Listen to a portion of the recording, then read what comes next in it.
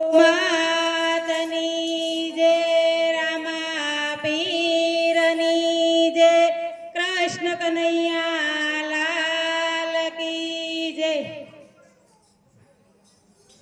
આપણે આજે બાની તિથિ છે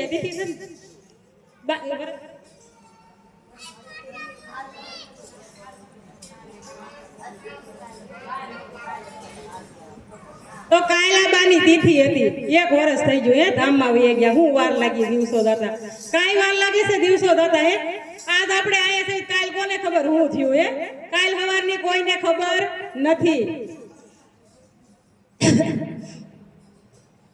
એટલે બેનો જો અમારે આ બાપા સીતારામ મંડળ છે, એટલે અમારે આ બેનું થોડીક ઓછી છે। કોઈને લગ્ન પ્રસંગમાં ગયા, કોઈને મરણનું હોય, કોકને વેફર ઉપાડવાની હોય, એટલે આ બેનું અમારી ઓછી છે। નકર અમારે 40 બેનનું મંડળ છે, એટલે 40 બેનું અમારે હોય। પણ હમણાં આ બધા થોડાક બહાર વહી ગયા છે ને એટલે થોડીક ઓછી બેનું છે। એટલે મેં કીધું તોય ધોઈને થઈ જાય, જેટલા હોય એટલા વહી આવો। મેં કીધું નવરા હોય એટલા। પણ જો આ મારી બધી બેનું છે, બપોર વચ્ચે દરરોજ ધોઈનમાં વહી જાય। ધોઈન ન હોય તો અમારે ગૌશાળા જાય બધા। અમારે વૃંદાવન ગૌશાળા છે, ત્યાં બધા અમારે ગૌશાળામાં જાય। 1:30 વાગે જવાનું હોય ગૌશાળામાં, અને ધૂનમાં તો 2:30 વાગે જવાનું હોય।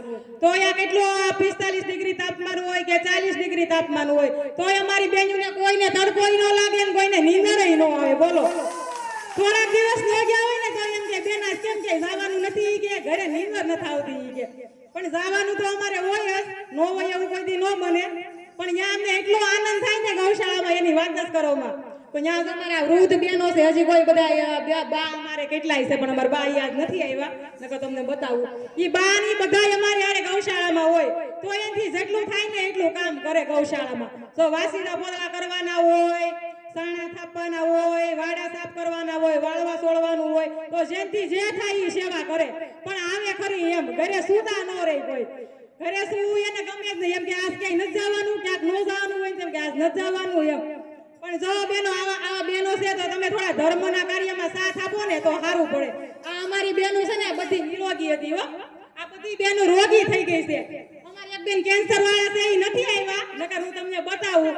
એ કેન્સર વાળા બેન છે, એને બધા રિપોર્ટ પાછા ફરીથી કર્યા, બધા રિપોર્ટ નોર્મલ આવ્યા। પણ એ જ્યારે ગૌશાળામાં વરસથી થવા મળ્યા ને, એને બધા એને ગૌશાળામાંથી કે ગૌમૂત્રમાંથી અને સાણમાંથી એટલી ઔષધિ મળી ને કે એને એના રોગ પણ નાબૂદ થઈ ગયા। એટલે બેનો આમાં સાણમાં ને ગૌમૂત્રમાં એટલી શક્તિ છે ને, એટલી શેમાંય શક્તિ નથી, એટલી એમાં શક્તિ છે। પણ અત્યારે કોઈને કઈ ગમતું નથી। અત્યારે જરી કઈ વાસ આવે તો કોઈને ગમતું નથી, હાથ બગડે તો ગમતું નથી, પગ બગડે તો ગમતું નથી હે।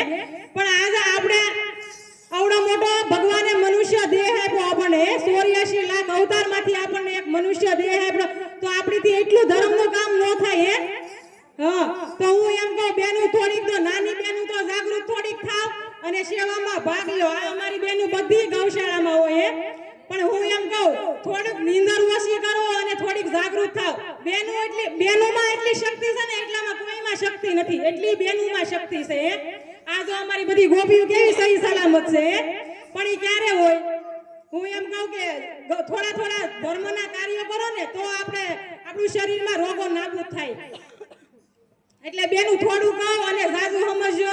અને આપણે સનાતન ગૌ નગરી છે, બગદાણા કરવોદર ગામ પાસે, લોંગિયા ગામ પાસે, ત્યાં એક ગરીબ લૂલી લંગડી ને અપંગ ગરીબ ગાયો છે, એની માથે ઓડ ઉભો કરવામાં આવ્યો છે। એટલે આપણે ટીપે ટીપે સરોવર ન પડે, પણ એક ઈંટનો આપણે 500 રૂપિયા ભાવ મૂક્યો છે। એટલે એક ઈંટનો 500 રૂપિયા ભાવ મૂક્યો છે, એટલે એક ઈંટનું 500 રૂપિયા દાન છે। એટલે લૂલી લંગડી અને અપંગ ગરીબ બધી ગાયો માટે ઓડ ઉભો કરે છે। અહીંયા બહુ બધા ગામ છે ને, ત્યાં વાઘની સિંહની બધાની બહુ બીક છે, એટલે રોજ એક એક ગાયુંનું ખાઈ જાય છે, સિંહ એક એક ગાયુંને ખાઈ જાય છે। એટલે અહીંયા ગરીબ ઓડ ઉભો કરે છે।